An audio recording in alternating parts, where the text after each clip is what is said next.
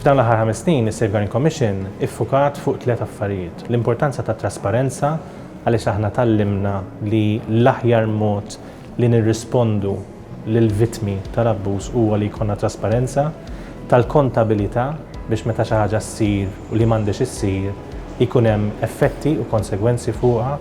u li jkun hemm għarfien tal-importanza tas-safeguarding kemm fil-Knisja kif ukoll fis-soċjetà. F'Ottubru tal-2020 l-Università ta' Malta bdiet kors fis-Safeguarding of Children and Young Persons. Aħna bħala Safeguarding Commission konna strumentali biex dal-kors jibda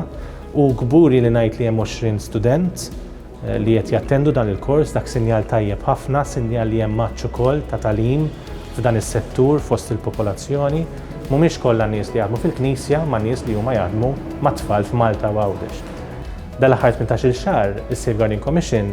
konna qed naħdmu fuq policy ġdida għal ħarsien ta' tfal ta' safeguarding għall Knisja f'Malta u f'Għawdex biex aħna nkunu up to date mal-aħħar riċerka li hemm fil-kamp ta' safeguarding kif ukoll biex aħna nkunu in line mal-liġi ġdida li daħlet f'Malta tas-sena li għaddiet il-Minor Protection Act, mal-liġi ġdida li daħal il-Papa, Papa Franġisku, il-Vos Estis Lux Mundi, You Are the Light of the World bl-Ingliż, u